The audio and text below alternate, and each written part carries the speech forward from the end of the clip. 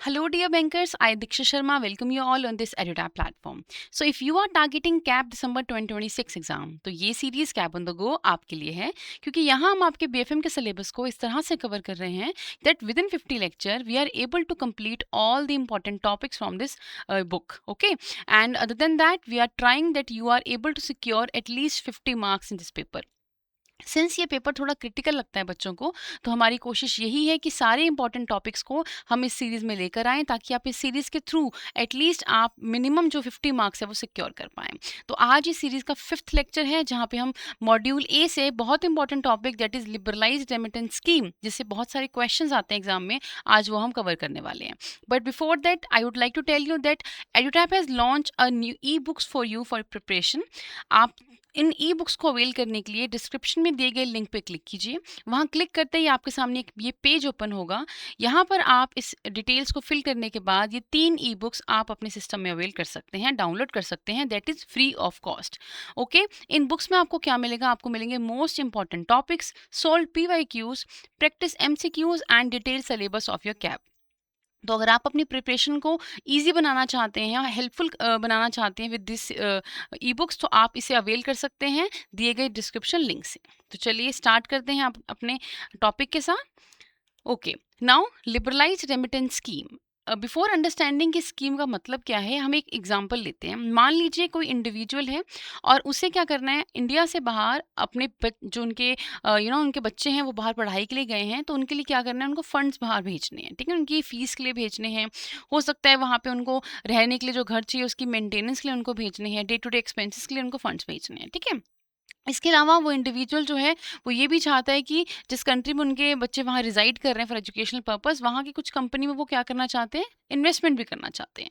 तो ये सब पर्पस के लिए पहले उस इंडिविजुअल को क्या करना पड़ता था, उसे RBI का अप्रूवल लेना होता था। ठीक है, RBI की जो गाइडलाइंस है उसके अकॉर्डिंगली वो कोई भी रेमिटेंस, दैट मीन्स कोई भी पैसा वो बिना पूछे बाहर नहीं भेज सकता था। उसके लिए उसे गवर्नमेंट की क्या चाहिए थी, परमिशन चाहिए रहती थी, और वो हर रेमिटेंस से पहले क्या करता था, RBI का अप्रूवल लेता था।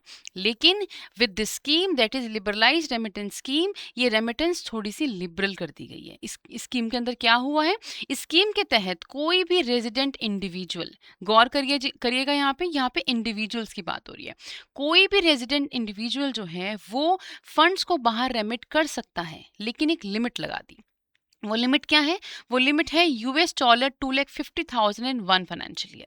अगर आपको $2,50,000 तक का फंड आपको बाहर रेमिट करना है, तो उसके लिए आपको प्रायर परमिशन लेने की ज़रूरत नहीं है RBI से बार बार। यहाँ तक का इतने अमाउंट तक का फंड आप क्या कर सकते हो, बिना परमिशन के फ्रीली बाहर रेमिट कर सकते हो। अब क्वेश्चन अराइज होता है, फॉर विच पर्पस, किस पर्पस के लिए? तो पर्पस क्या आपके पास कि आप कोई भी करंट अकाउंट ट्रांजेक्शन या कोई भी कैपिटल अकाउंट ट्रांजेक्शन या इन दोनों के कॉम्बिनेशन, इसके पर्पस के लिए आप क्या कर सकते हो, ये फंड्स को बाहर रेमिट कर सकते हो। ठीक है, तो what is LRS scheme? It is a scheme where resident individuals they are permitted to remit fund. ठीक है, फॉरेन रेमिटेंस कर सकते हैं, but under the FEMA guideline, जो भी फेमा के रूल्स एंड रेगुलेशंस है उसके तहत आप क्या कर सकते हो, इन फंड्स को बाहर रेमिट कर सकते हो। तो ये स्कीम जो है, ये स्कीम आपकी कब इंट्रोड्यूस हुई थी, 4 फरवरी 2004 को। ठीक है, ये आपकी स्कीम जो है इंट्रोड्यूस हुई थी। और ये जो स्कीम है, इस स्कीम के तहत कौन जो है वो फंड्स को रेमिट कर सकता है, स्पेशली रेजिडेंट इंडिविजुअल्स, ये क्या कर सकते हैं, इन फंड्स को बाहर रेमिट कर सकते हैं, इंक्लूडिंग योर माइनर्स। ये माइनर्स कौन है, ये आपके स्टूडेंट्स हैं। जैसे हमने पढ़ा कि एजुकेशनल पर्पज़ के लिए भी आप फंड बाहर सेंड करते हैं, तो माइनर्स भी क्या कर सकते हैं, माइनर्स के लिए भी आप क्या कर सकते हो, ये फंड्स को बाहर रेमिट कर सकते हो। इसमें रेमिटेंस जो है वो हमारे कौन कर सकते हैं, माइनर्स भी कर सकते हैं अपने गार्डियंस के थ्रू। ठीक है, लेकिन अब इसमें who can not use this scheme, किसके लिए स्कीम ये यूटिलाइज नहीं है, तो इसमें आएंगी companies, partnership firms, joint Hindu families, आपके ट्रस्ट एंड NRIs। ये जो इंडिविजुअल्स हैं या फिर ये जो कॉर्पोरेट एंटिटीज हैं, ये क्या नहीं कर सकती हैं, they can not use a LRS scheme, only resident individual can use this scheme. तो आई होप आपको इस स्कीम का मतलब समझ आया हो। इस स्कीम के तहत आप एक साल में इन 1 फाइनेंशियल ईयर $2 2,50,000 तक का फंड्स बाहर रेमिट कर सकते हो for capital account transaction as well as for current account transaction. Okay, और कौन कर सकता है? Resident individual. ठीक है, चलिए अब देखते हैं what is capital account transaction. अभी हमने पढ़ा कैपिटल अकाउंट ट्रांजैक्शन और करंट अकाउंट ट्रांजैक्शन के लिए आप यहाँ पे फंड्स को रेमिट कर सकते हो। तो देखते हैं कि फेमा के अकॉर्डिंगली, फेमा 1999 एक्ट के accordingly what is a definition of a capital account. Capital account transaction की जो डेफिनेशन है वो सेक्शन 2 सबसेक्शन ई के अंडर दी गई है अंडर फेमा एक्ट। और इसके अकॉर्डिंगली क्या है? ऐसी ट्रांजैक्शन जिससे कि आपके एसेट या लाइबिलिटी पे इम्पैक्ट होता है, या तो वो क्रिएट होते हैं या वो रिड्यूस होते हैं, तो जो भी आपके एसेट या लाइबिलिटी के स्टेटस को इम्पैक्ट करती है, ऐसी ट्रांजैक्शंस को हम क्या बोलते हैं? कैपिटल अकाउंट ट्रांजैक्शंस कहा जाता है। अब ये क्वेश्चन राइज होता है कि किसकी एसेट या लाइबिलिटी के स्टेटस को इम्पैक्ट करते हैं, तो इसका आंसर है इंडिविजुअल्स। ठीक है, जो भी इंडिविजुअल्स हैं जिनके एसेट और लाइबिलिटी के स्टेटस को इम्पैक्ट होता है for because of the transaction, उसे हम क्या बोलते हैं? Capital account transaction. अब यहाँ देखिए, जो इंडिविजुअल है उनको हमने दो डिवाइड कर दिया है, कैटेगराइज कर दिया है। वो क्या है? ऐसा कोई इंडिविजुअल जो कि इंडिया में रहते हैं और वो एसेट जो है वो बाहर परचेज करते हैं। तो a person who is a resident in India but he purchase an asset outside an India, वो भी इस एलआरएस स्कीम के अंदर, इस डेफिनेशन के अंदर आते हैं। जैसे कि राहुल है, वो इंडिया का रेजिडेंट है, उसने दुबई में एक फ्लैट खरीदा है, तो ये क्या कहलाएगी? आपकी कैपिटल अकाउंट ट्रांजैक्शन। दूसरा, कोई ऐसा इंडिविजुअल जो बाहर रहता है, इंडिया से बाहर रहता है, मान लीजिए जॉन, मिस्टर जॉन जो है वो ये यूएस में रहते हैं, उन्होंने क्या किया है? इंडिया में कोई फ्लैट खरीदा है, इंडिया में कोई इन्वेस्टमेंट की है, मान लीजिए उसने इंडिया में कोई प्रॉपर्टी खरीदी है, तो उसे हम क्या बोलेंगे? इसे भी हम बोलेंगे कैपिटल अकाउंट ट्रांजैक्शन। तो I hope capital account transaction का मतलब आपको समझ आया, जहां पर आपके एसेट या लाइबिलिटी का स्टेटस पे अफेक्ट होता है। ठीक है, तो नेक्स्ट हमारी कौन सी ट्रांजैक्शंस आती हैं? एग्जांपल देखते हैं पहले हम। एग्जांपल देखिए, रेजिडेंट इंडिविजुअल जो इन्वेस्ट करता है बाहर शेयर्स में, तो शेयर्स में इन्वेस्ट करना मतलब कि आप क्या कर रहे हैं? कैपिटल अकाउंट ट्रांजैक्शन के अंडर आता है। या फिर आपने कोई भी प्रॉपर्टी परचेज करी है बाहर, ठीक है, तो वो भी क्या कहलाएगी? आपकी that is your capital account transaction। ठीक है, now next is our current account transaction। now current account transaction जो है वो सेक्शन 2 सबसेक्शन जे के अंदर मेंशन है हमारे फेमा एक्ट 1999 के अकॉर्डिंगली। इसकी सिंपल सी डेफिनेशन तो ये है कि जो ट्रांजेक्शन कैपिटल अकाउंट नेचर की नहीं होती हैं वो करंट अकाउंट नेचर की ट्रांजेक्शन्स होती हैं। बट इसका लिटरल मीनिंग क्या है करंट अकाउंट ट्रांजेक्शन का? ये वो ट्रांजेक्शन्स होती हैं जो हम डे टू डे अपने ऑपरेशन के लिए बेयर करते हैं। ठीक है, जो डे टू डे एक्सपेंसेस के लिए हम जो ट्रांजेक्शन्स करते हैं उसे हम क्या बोलते हैं? Current account transaction. जैसे कि अगर आप कोई भी मेंटेनेंस के लिए बाहर पैसा भेजना चाहते हो अपने बच्चों के लिए, जो बाहर आपके बच्चे रिजाइड कर रहे हैं, उनके एजुकेशनल फीस के लिए, या फिर अगर आप मान लीजिए कोई भी हेल्थ इशू के कारण आपने बाहर कोई ट्रीटमेंट करवाया, मेडिकल ट्रीटमेंट, तो उसके एक्सपेंसेस पे कर रहे हो, तो ये सारे के सारे जो एक्सपेंसेस है जो डे टू डे पेमेंट्स के लिंक करती है, उसे हम क्या बोलते हैं? Current account transaction.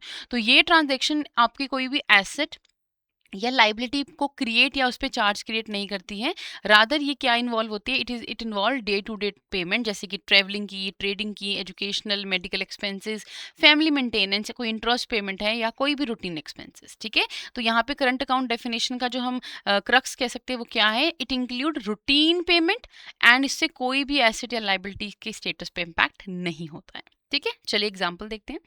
तो एक पेरेंट है, वो रेमिट कर रहे हैं फंड बाहर अपने डिपेंडेंट सन या डॉटर के लिए, जो कि एजुकेशनल पर्पस के लिए बाहर गई है। तो उसके एजुकेशनल पर्पस के लिए अगर आप एक्सपेंसेस भेज रहे हो, उसके मेंटेनेंस के लिए भेज रहे हो, तो ये क्या कहलाएंगे? आपकी current account transaction.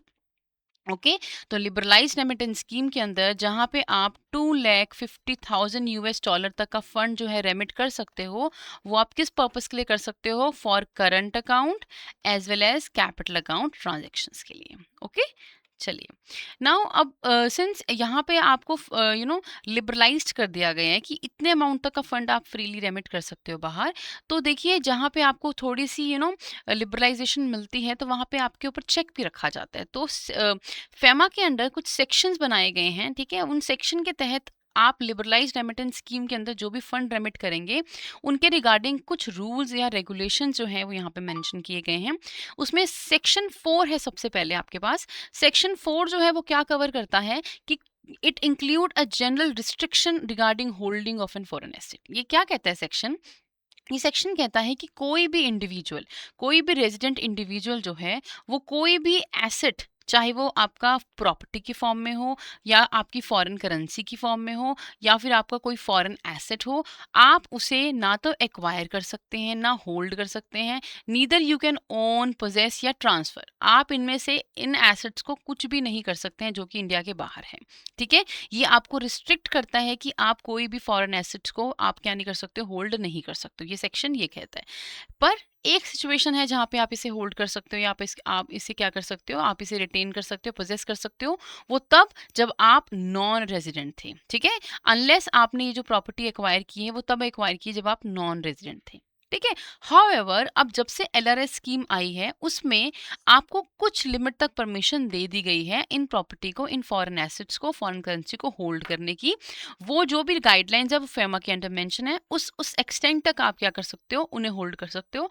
But beyond that you are not eligible to hold any foreign asset या प्रॉपर्टी। ओके, तो ये सेक्शन आपको बताता है that it give a general instruction regarding the that you cannot hold any foreign asset. Okay, चलिए next we are at section number 6. Now section number 6 says it permit all the capital account transaction through authorized person. देखिए अब आपको हमने right दिया है under LRS कि आप जो है करंट अकाउंट या कैपिटल अकाउंट ट्रांजेक्शन्स कर सकते हैं। देखिए कैपिटल अकाउंट ट्रांजेक्शन यूजुअली क्या होती है, आपकी ह्यूज अमाउंट इन्वॉल्व रहता है उसमें। ठीक है, तो उस केस में आप इतने बड़े अमाउंट की फॉरेन करेंसी की ट्रांजेक्शन इंडिविजुअली आपको अलाउड नहीं है। फॉर दैट पर्पस आपको ऑथराइज डीलर जो कि आरबीआई लाइसेंस्ड बैंकर्स होते हैं उनकी गाइडेंस या उनके परमिशन के थ्रू ही आप क्या कर सकते हो, कैपिटल अकाउंट ट्रांजेक्शन कर सकते हो। ठीक है, तो अगर कोई भी person he want to sell और ड्रॉ फॉरेन एक्सचेंज, ठीक है, तो वो किसके थ्रू कर सकते हैं, they can do it through a authorise person. ठीक है, जो भी ऑथराइज पर्सन है उनके थ्रू वो विद इन एक्सटेंड गाइडलाइन जो भी फेमा के अंडर है कि आप अप टू इतने लिमिट आप फंड ट्रांसफर कर सकते हो, तो वो आप कर सकते हो, but with through the authorise person. आप इंडिविजुअली अपने लेवल पे ये ट्रांसफर नहीं कर सकते हो। ठीक है, तो ये सेक्शन 6 में आपको क्लियरली मेंशन किया गया है। नेक्स्ट है हमारे पास सेक्शन नंबर 10 सब सेक्शन 6। ये बताता है कि जो फॉरेन एक्सचेंज है उसको यूटिलाइज कैसे करना है। जो भी फॉरेन करेंसी आपने ली है ऑथराइज बैंक से या आरबीआई से फॉर द एलआरएस पर्पस, तो आपको उसको यूटिलाइज कैसे करना है। तो यहाँ पे बताया जाता है कि जब भी आप एलआरएस स्कीम के अंदर फॉरेन करेंसी को लेते हैं, उस फॉरेन करेंसी को आपको डिक्लेयर करना होगा कि आप उसे किस पर्पस के लिए इस्तेमाल करने वाले हो। ठीक है, मान लीजिए आपने बोला कि मुझे इसे एजुकेशनल फ़ी पे करने के लिए यूज़ करना है, किसी ने बोला मुझे ट्रेडिंग के लिए इस्तेमाल करना है, कोई बोला मुझे मेडिकल ट्रीटमेंट के लिए करना है, तो आपको क्लियरली मेंशन करना होगा what is your declared reason. You have to declare the reason for the need for that foreign currency. उसके बाद अगर आप इफ नॉट रिक्वायर्ड, अगर आपको फॉरेन करेंसी फिलहाल नहीं चाहिए तो आपको वो फॉरेन करेंसी सरेंडर करनी है। या फिर समटाइम क्या होता है कि आपने कुछ इस्तेमाल कर लिया, कुछ आपका बच गया अमाउंट ऑफ फॉरेन करेंसी, तो वो आपका अनयूज्ड फॉरेन करेंसी जो है वो आपने क्या करनी है, ऑथोराइज डीलर जो है आपके उनको वापस करनी है, उनको सरेंडर करनी है with in a prescribe time. जो भी आपको टाइम लिमिट दी जाएगी विद इन दैट टाइम आपको वो क्या करनी है, रिटर्न करनी है। ठीक है, अगर आप ऐसा नहीं करते हो तो आप जो है फेमा के अंडर वॉयलेशन करते पाए जाएंगे। मतलब आपने क्या किया है, आपने जो है रूल्स रेगुलेशन को वॉयलेट किया है और अगेन आपके अगेंस्ट पेनल्टीज भी आपको क्या करनी पड़ेगी, बेयर करनी पड़ेगी। ठीक है, तो ये कहता है कि फॉरेन एक्सचेंज आपने जिस पर्पज से लिया है आप उसे उसी पर्पज के लिए इस्तेमाल करेंगे, नंबर 1। अगर वो यूसेज में नहीं है तो आप उसे सरेंडर करेंगे, और अगर आप उसको टाइम से ज़्यादा अपने पास रखते हैं तो आप वॉयलेशन कर रहे हैं फेमा का। ठीक है, एग्जाम्पल देखिए, राहुल जो है उसने $10,000 लिए हैं एसबीआई से फॉर एजुकेशनल फ़ी। उसको अपनी फ़ी पे करनी थी या एजुकेशनल कनाडा में पढ़ने के लिए उसने क्या लिए हैं, ये अमाउंट लिया है। तो अगर तो वो उसको यूज़ करता है अपनी यूनिवर्सिटी की फ़ी पे करने के लिए तो वो बिल्कुल सही है। ठीक है, बट अगर वो उसको शेयर्स में इन्वेस्ट करने के लिए यूज़ कर रहा है तो ये गलत है या वॉयलेट कर रहे हो। ठीक है, या फिर अगर आप क्या कर रहे हो, आपने ना तो फ़ी पे करी ना शेयर में इन्वेस्ट किया और आपने काफ़ी टाइम तक उसको अपने पास रखा हुआ है unused.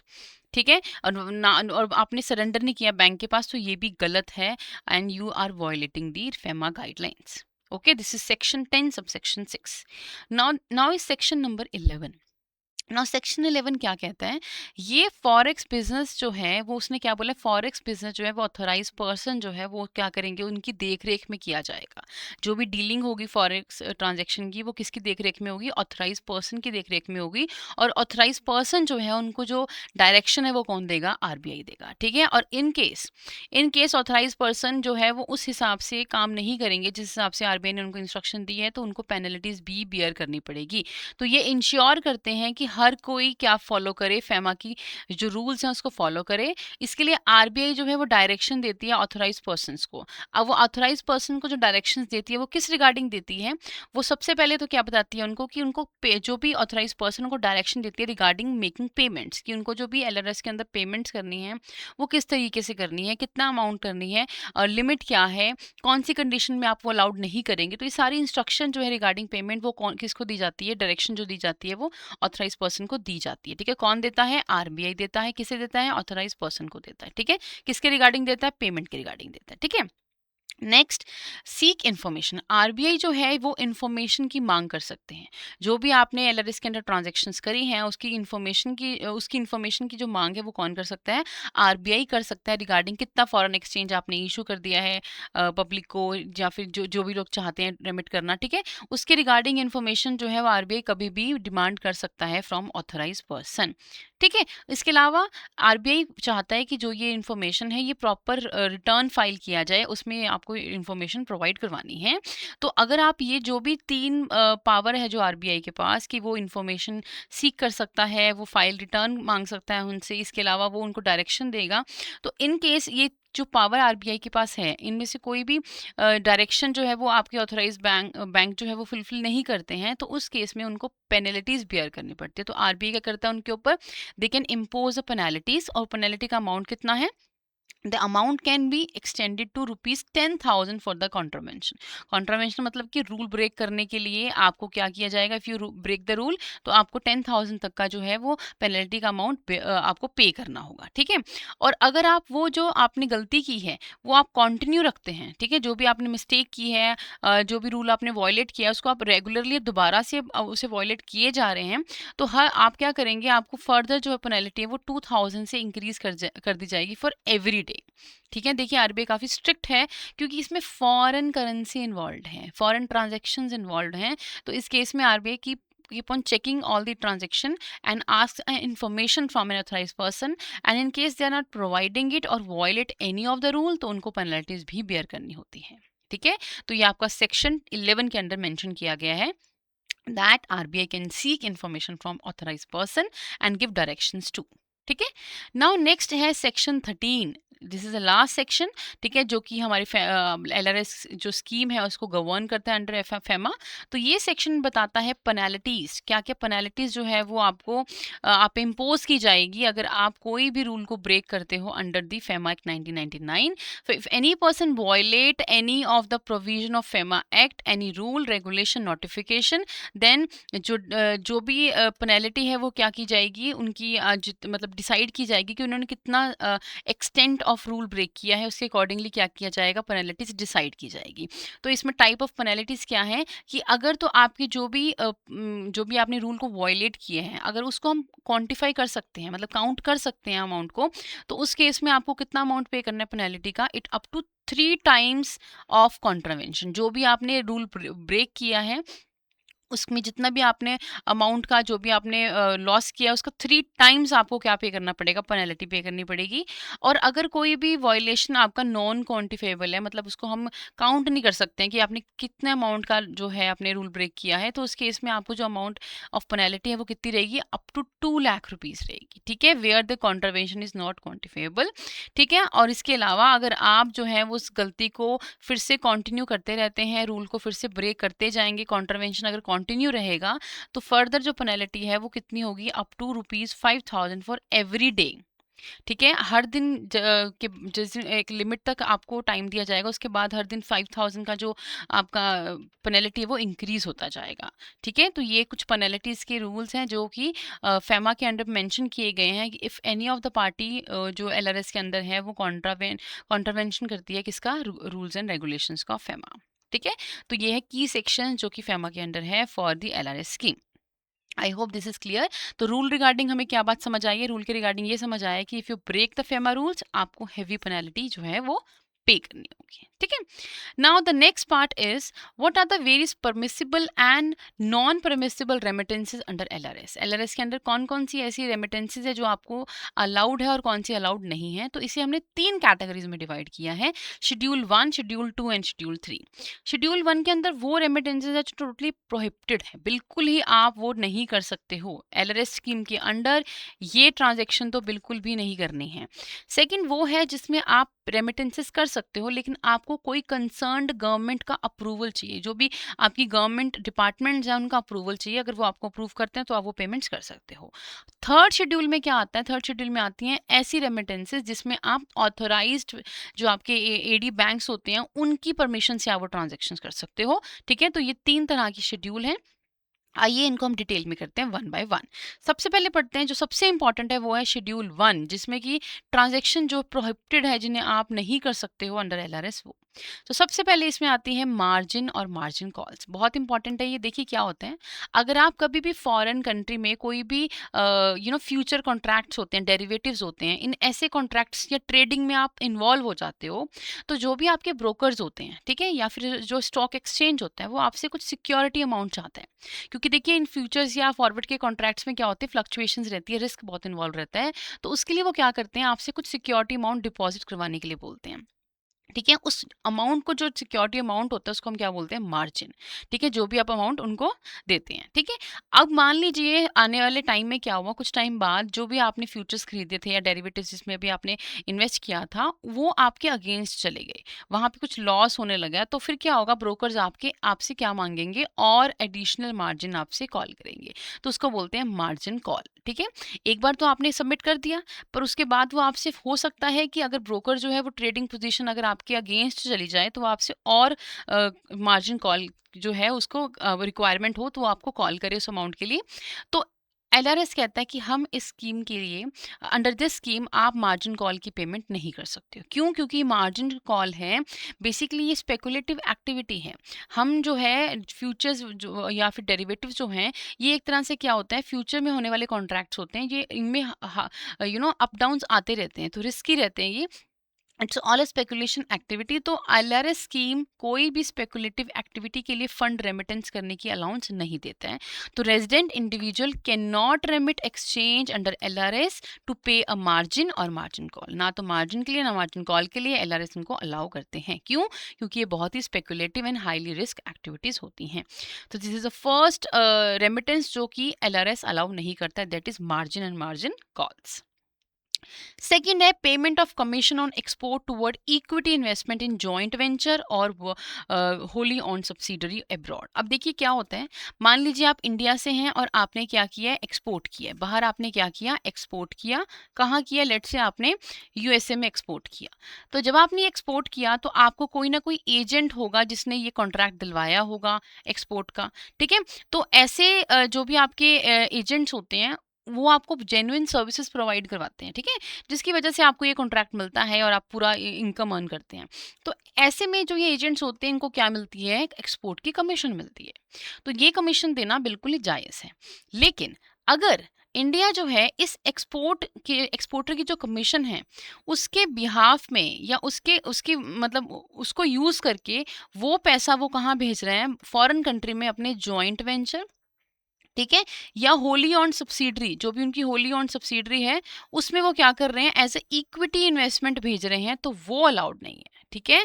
A company, an Indian company can not use क्या, एक्सपोर्ट मनी, जो भी एक्सपोर्ट कमीशन की मनी है उसको इस्तेमाल नहीं कर सकती है, किस पर्पज से, equity investment in joint venture and wholly owned subsidiary, ठीक है। कमीशन पे करते हो तो वो जेन्युइन है, वो आप पे करिए, लेकिन आप उसको कन्वर्ट नहीं कर सकते हो अपनी इक्विटी इन्वेस्टमेंट में। ओके, चलिए नेक्स्ट है हमारे पास payment related to call back services of telephone. देखिए क्या होता है, जब हम इंडिया से, ठीक है, जब हम इंडिया से इंटरनेशनली कॉल करते हैं, बाहर कहीं कॉल करते हैं, तो कॉलिंग का बहुत खर्चा आता है, ठीक है, वो कॉल का बहुत एक्सपेंसिव कॉल रहती है वो आपकी।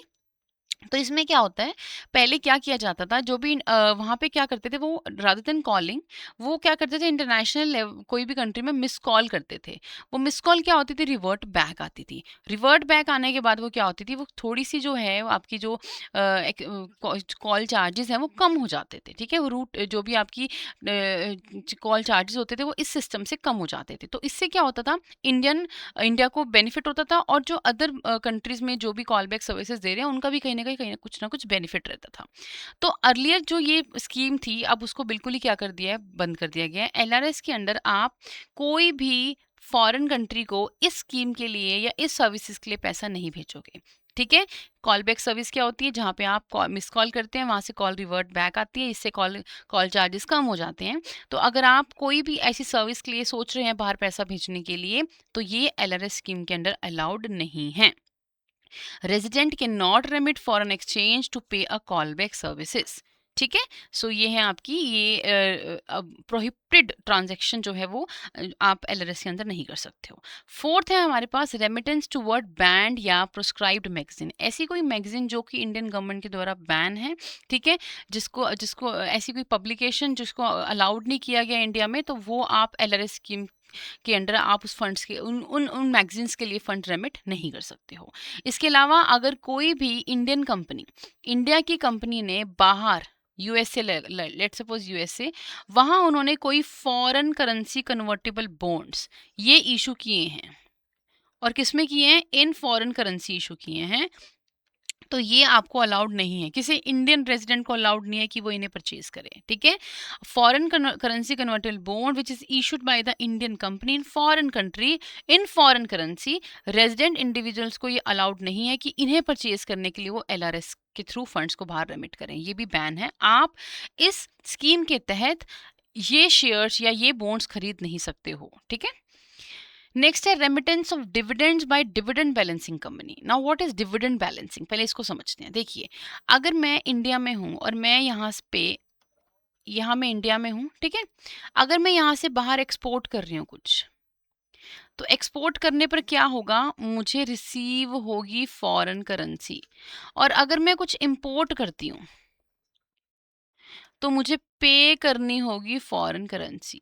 अब अगर रिसीव के टाइम पे मुझे मान लीजिए $80 रिसीव हुआ, पेमेंट के टाइम पे मैं लेट्स से $100 पे कर रही हूँ, तो ये क्या है, ये यहाँ पे हम देख रहे हैं कि it is not balance. Foreign currency country में जितनी आ रही हैं उससे ज़्यादा तो कंट्री से बाहर जा रही हैं। ठीक है, तो इससे तो कंट्री का लॉस हो रहा है। ठीक है, तो हमेशा से जितनी भी डिविडेंड बैलेंसिंग कंपनी थी उनको ये कहा गया था कि अगर आप कोई भी जो इंडिया में कंपनीज हैं और वो अपने बाहर फॉरेन जो भी उनके इन्वेस्टर्स हैं उनको बाहर डिविडेंड भेजना चाहती हैं, तो वो तभी भेजेंगी अगर उस साल उन्होंने उस उतने अमाउंट तक का फॉरेन करेंसी इंडिया में अर्न करके लाए हो। अगर ऐसा हो रहा है कि उन्होंने इंडिया में कोई फॉरेन करेंसी अर्न करके नहीं लाए by way of anything, but वो रेमिट बाहर कर रहे हैं इन वे ऑफ अ डिविडेंड, तो वो अलाउड नहीं है। ठीक है, तो क्या होता है, they have to maintain a sufficient. अगर ऐसा रहेगा कि बाहर से फॉरेन करेंसी कम आएगी और आप बाहर रेमिट करते रहोगे, तो इंडिया में क्या हो जाएगी, डेफिशिएंसी हो जाएगी फॉरेन रिजर्व्स की। ठीक है, तो उनकी डेफिशिएंसी ना हो इसके लिए उन्होंने क्या रूल बनाया, dividend balancing rule. That means if a company was able to cover the dividend balancing scheme, it could not remit dividend abroad unless balancing condition was fulfilled. ठीक है, जब तक वो फुलफिल नहीं होगी तब तक वो फंड्स एज ए डिविडेंड बाहर रेमिट नहीं कर सकते, बैलेंस होगा तो ही कर सकते हैं। नेक्स्ट है remittances of out of lottery winning. I hope this is clear. Now in case of any doubt you can ask in a comments. Okay, next है remittance out of lottery winning and purchase of a lottery ticket. अगर आप जो है lottery ticket खरीदने के लिए बाहर पैसा भेज रहे हैं, या फिर आपने कोई लॉटरी का जो अर्न किया गया पैसा वो आप रेमिट कर रहे हो, तो दोनों ही आपको अलाउड नहीं है, because again this a speculative activity, और एलआरएस किसी भी तरीके से कोई भी स्पेकुलेटिव एक्टिविटी को प्रमोट नहीं करती है। ठीक है, नेक्स्ट है हमारे पास remittance of interest income on NRSR account. Now ये क्या रहता है आपका, ये एक ऐसा अकाउंट है जो आपके एनआरआई जो है वो ओपन करवाते हैं, ये अपना इंडिया में ये अकाउंट ओपन करवाते हैं ताकि जो भी उनकी इनकम है जो कि इंडियन सोर्स से आ रही हैं वो उसे क्या कर सके, रिटेन कर सके इंडिया में। ठीक है, इनकम जो उनकी इंडियन सोर्सेज से आ रही है उसे रिटेन कर सकें। पर इसके अंदर क्या है कि इस अकाउंट से जो भी इंटरेस्ट है वो जो है उसको बाहर रेमिट करने की परमिशन नहीं है। ठीक है, सो जो भी एनआरआईज है वो इस अकाउंट को ओपन करवाते हैं, वो ओपन करवा सकते हैं मैनेज करवाने करने के लिए अपनी इनकम को, बट उस पे अर्न मतलब उस पे जो इनकम है in the way of interest वो आप बाहर रेमिट नहीं कर सकते, it is not allowed. Next है remittances of income from racing, riding and any other hobby. अगर कोई भी फॉरेन एक्सचेंज आप बाहर रेमिट कर रहे हो इंडिया से बाहर जो कि अराइज हो रहा है हॉर्स रेसिंग से, गैम्बलिंग या अदर हॉबी से या कोई राइडिंग कंपटीशन से, तो वो आरबीआई के सॉरी एलआरएस के अंदर परमिटेड नहीं है। Any of the betting and speculative activities is totally prohibited under LRS scheme. Okay, now next and the last is payment of commission on export under rupee state credit route. अब ये क्या है, पहले रुपी state credit root क्या होता है देखो। Normally क्या होता है, आप इंडिया से कुछ एक्सपोर्ट करते हो, ठीक है, आप इंडिया से कुछ एक्सपोर्ट करते हो बाहर गुड्स को, ठीक है। तो जब आप गुड्स को बाहर एक्सपोर्ट करते हो तो आपको क्या मिलती है, फॉरेन करेंसी रिसीव होती है। नॉर्मली यही होता है, अगर आप फॉरेन कंट्री में आप कोई भी सामान को एक्सपोर्ट करते हो तो आपको रिटर्न में फॉरेन करेंसी रिसीव होती है। इससे कंट्री के फॉरेन एक्सचेंज रिजर्व मेंटेन भी रहते हैं। फर्दर आप इसे यूज़ कर सकते हो इम्पोर्ट के लिए भी, ठीक है। ये नॉर्मली आपका फॉरेन इंटरनेशनल ट्रेड में यही सिस्टम फॉलो होता है। लेकिन यहाँ पे एक रुपी स्टेट क्रेडिट रूट है। इसके तहत क्या होता है कि अगर इंडिया कोई भी ट्रेड करती है कुछ सर्टेन कंट्रीज के साथ, वो कंट्रीज जो है वो इस रूट के अंदर मेंशन रहती हैं। अगर इंडिया इस रूट के थ्रू उन कंट्रीज के साथ ट्रेडिंग करती है तो वो ट्रेडिंग टोटली क्या होती है, इंडियन रुपी में होती है।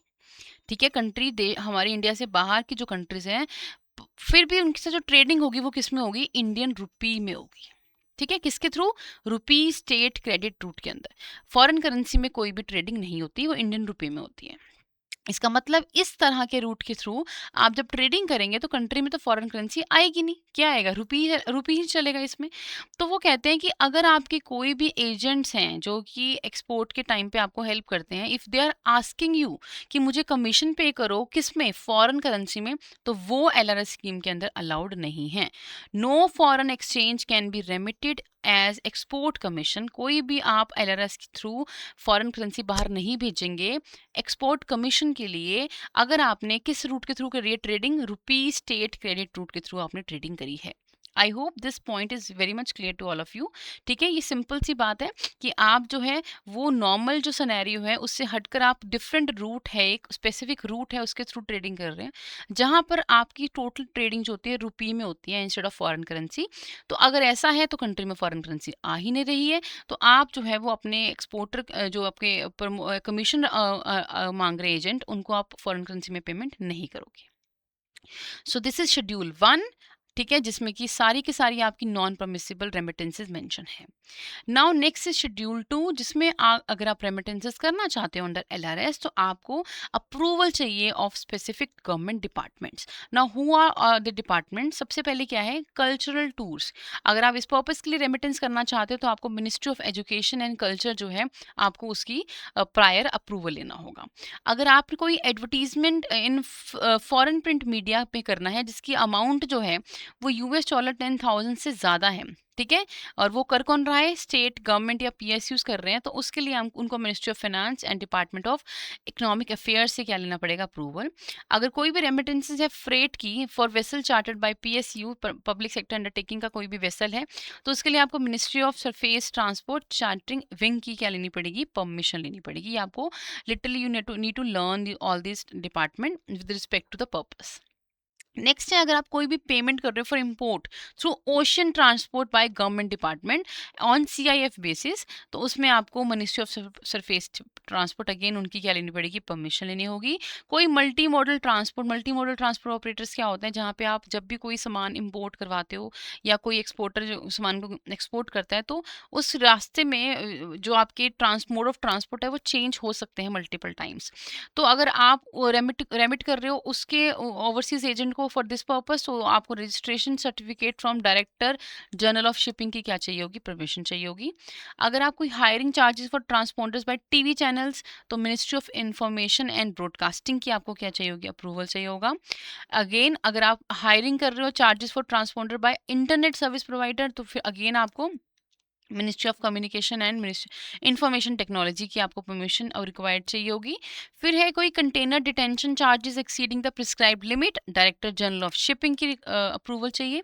यहाँ पे जो 8th आपकी जो भी लिस्ट थी रेमिटेंसेस की वो अब डिलीट कर दी गई है, अब उसके लिए हम रेमिटेंसेस नहीं करते हैं, आपको ये एप्लीकेबल नहीं है अथॉरिटी उसके लिए।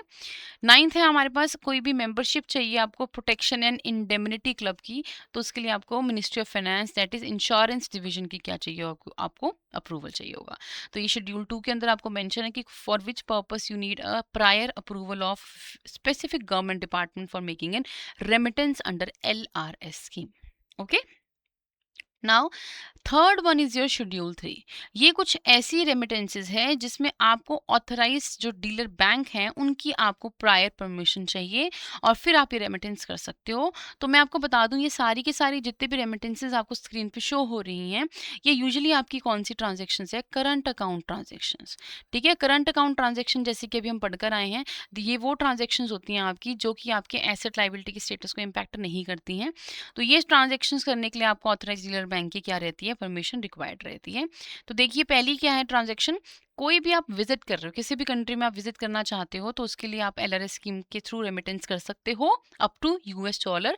2,50,000 ये याद रखना, लिमिट की रिक्वायरमेंट वही है, $2,50,000 पर फाइनेंशियल ईयर। ठीक है, ये है आपकी यहाँ पे इंपॉर्टेंट चीज़ क्या है, नेपाल और भूटान के लिए ये फॉलो नहीं करते हैं बिकॉज नेपाल और भूटान में आपकी इंडियन करेंसी चलती है, तो वहाँ पे आप LRS स्कीम का इस्तेमाल नहीं करोगे। कोई गिफ्ट या डोनेशन करनी है आपको बाहर तो उसके लिए यूज़ कर सकते हो। अगर आप अब्रॉड जा रहे हैं फॉर एम्प्लॉयमेंट पर्पज़ तो again you can use it. Immigration के लिए अगर आप बाहर सेटल होना चाहते हैं, वहाँ पे सेटल होने के एक्सपेंसेस जो हैं उस पर्पज़ के लिए। मेंटेनेंस एंड क्लोज रिलेटिव, अगर आप आपकी कोई क्लोज रिलेटिव है उनके मेंटेनेंस के लिए, डे टू डे एक्सपेंसेस के लिए आप उनके लिए भेजना चाहते हो, रेमिटेंस करना चाहते हो तो अलाउड है ये भी। आप ट्रेवलिंग के लिए जा रहे हो फॉर बिजनेस पर्पस तो ये भी अलाउड है। अगर आप कोई अपने मेडिकल ट्रीटमेंट के लिए जा रहे हो, उसके साथ आपको एक इंडिविजुअल को अकम्पनी कर रहे हो, जो आपका पेशेंट है, अटेंडेंट है, उसको आप लेके जा रहे हो, तो वो भी क्या कर सकता है अपने साथ अपनी इंडिविजुअल लिमिट को रेमिट करके लेके जा सकता है। ठीक है, मेडिकल ट्रीटमेंट के लिए जा रहे हो तो आप LRS स्कीम के अंडर रेमिटेंस कर सकते हो। पढ़ने के लिए जा रहे हो, कोई आर्ट ऑब्जेक्ट, ठीक है, जो कि बैंड नहीं हो, जैसे हमने पढ़ा था कुछ मैगजीन्स ये हैं वो बैंड है, तो अगर कोई चीज़ ऐसी है विच इज़ नॉट बैंड तो आप नॉर्मली आर्ट ऑब्जेक्ट्स के लिए भी आप क्या कर सकते हो, रेमिटेंस कर सकते हो, ऐसा कुछ नहीं है कि नहीं कर सकते हो। हेल्थ इंश्योरेंस के पर्पज़ के लिए भी आप क्या कर सकते हो, रेमिटेंस कर सकते हो। तो ये बहुत सारी ऐसी रेमिटेंसेस हैं जो करंट अकाउंट ट्रांजैक्शन के थ्रू शेड्यूल 3 के अंदर आप ऑथराइज्ड डीलर जो बैंक है उनकी परमिशन से इन पर्पस के लिए आप क्या कर सकते हो, बाहर रेमिटेंसेस कर सकते हो। तो LRS स्कीम जो है वो आपको अलाउ करती है कि आप जो है इन वन फाइनेंशियल ईयर $2,50,000 तक के अमाउंट को बाहर रेमिट कर सकते हो। ठीक है, इन वन फाइनेंशियल ईयर, और उसके लिए आप कैपिटल अकाउंट ट्रांजैक्शन में भी कर सकते हो और करंट में भी कर सकते हो।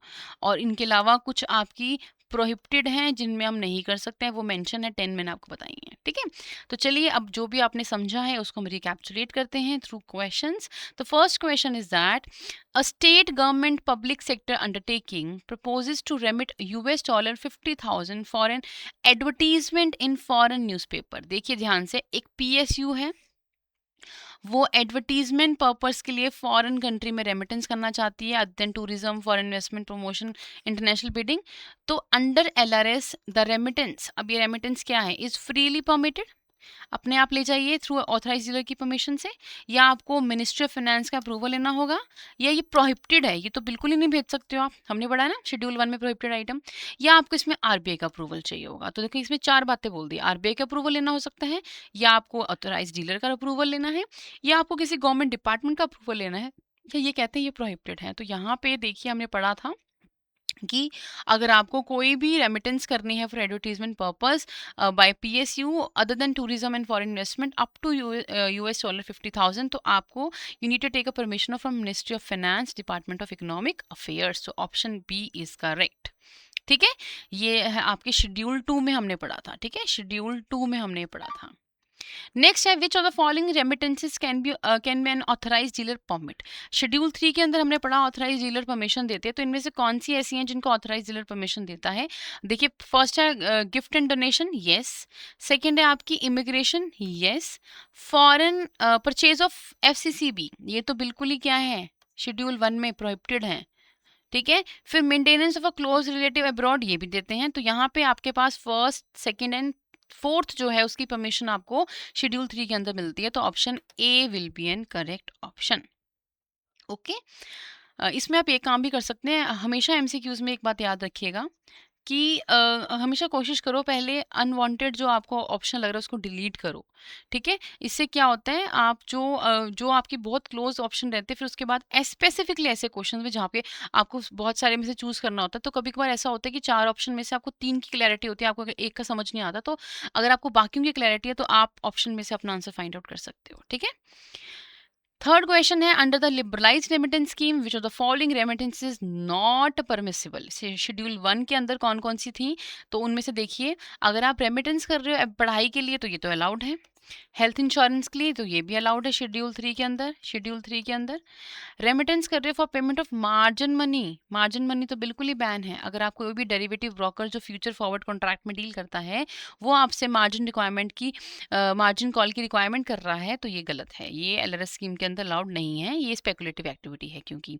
नेक्स्ट है remittance for maintenance for close relative, ये भी अलाउड है शेड्यूल 3 के अंदर, तो correct option is option number C. So I hope ये आपको स्कीम बहुत अच्छे से समझ आ गई हो, क्योंकि स्कीम में हमने आज पढ़ा इसका meaning, current account, capital account transaction जिसके थ्रू हम ट्रांसफ़र कर सकते हैं। इसके अलावा ऐसी कौन सी ट्रांजैक्शन है जो प्रोहिबिटेड हैं, जो गवर्नमेंट ऑफ डिपार्टमेंट के थ्रू जा सकती है या ऑथराइज डीलर के थ्रू जा सकती है। I hope this topic is clear to everyone. फिर भी अगर कोई डाउट है तो आप कमेंट कर सकते हो, उसमें पूछ सकते हो। और इसके अलावा आपकी स्क्रीन पे डिटेल्स मेंशन है जिसके थ्रू आप हमें कॉन्टैक्ट कर सकते हो, एक कॉन्टैक्ट नंबर है और email ID है। So thank you so much and keep learning.